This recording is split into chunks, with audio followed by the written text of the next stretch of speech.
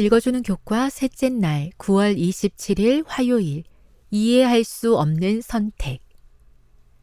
에스겔 28장 12에서 19절을 읽어보라.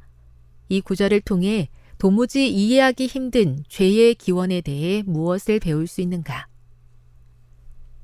에스겔서의 많은 부분은 마지막 때를 나타내는 상징적인 언어로 기록되어 있다. 여러 가지 구체적인 개체들, 사람이나 동물들 그리고 사물들과 지역적인 사건들이 우주적 그리고 역사적 실체들을 나타내기 위해 사용되었다. 에스겔 28장 1에서 10절에서 하나님께서는 두로 왕, 두로는 고대 페니키아의 부요한 항구 도시였음에 대하여 일개 사람에 불과하지만 자신을 신이라고 주장하며 신들의 자리에까지 앉은 부유하고 거만한 통치자라고 말씀하셨다. 그 후로 에스겔 28장 12에서 19절에서 이 역사적 실체는 하늘 궁정의 타락한 루시퍼를 가리킨다.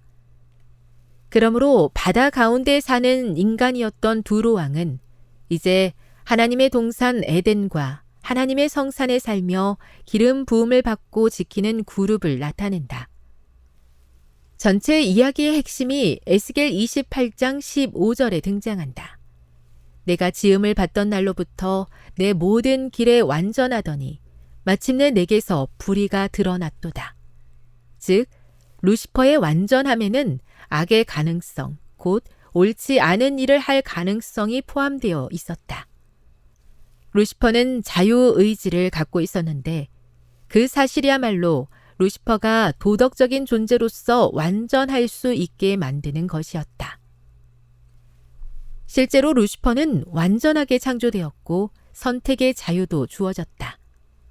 그러나 루시퍼는 바로 그 자유의지를 잘못 사용하여 자신에게 허락된 완전함을 망가뜨렸고 실제보다 자신을 더 중요한 존재로 여김으로 타락에 빠졌다.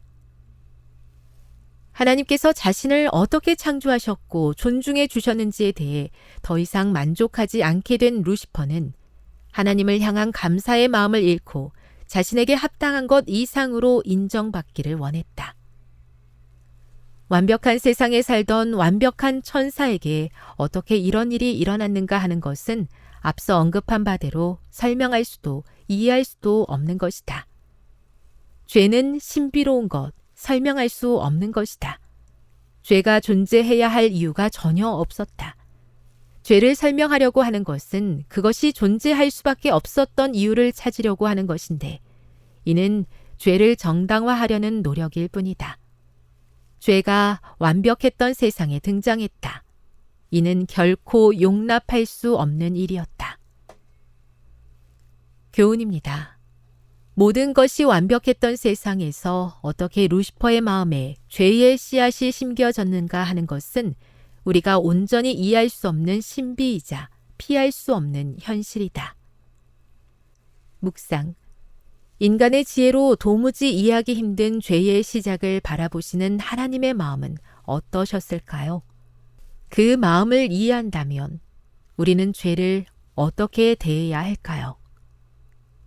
적용. 나도 모르게 내 안에 자리 잡고 나의 영혼을 갉아먹는 죄를 어떻게 대해야 할까요? 오늘 하루 죄를 미워하는 마음을 달라고 기도해 보세요. 영감의 교훈입니다. 설명이 불가능한 죄의 기원. 죄는 하나의 무담 침입자이다. 그것이 나타나게 된 데는 아무런 이유가 없다. 죄는 오묘한 것이며 설명할 수 없는 것이다. 그것을 설명하는 것은 그것을 옹호하는 것이다. 만일 죄의 원인과 그 존재 이유를 밝힐 수 있으면 죄는 죄가 될 수 없다. 각시대 대쟁투 493. 죄가 어떻게 존재하게 되었는가 하는 것은 인간의 지식으로 도저히 설명할 수 없는 신비입니다.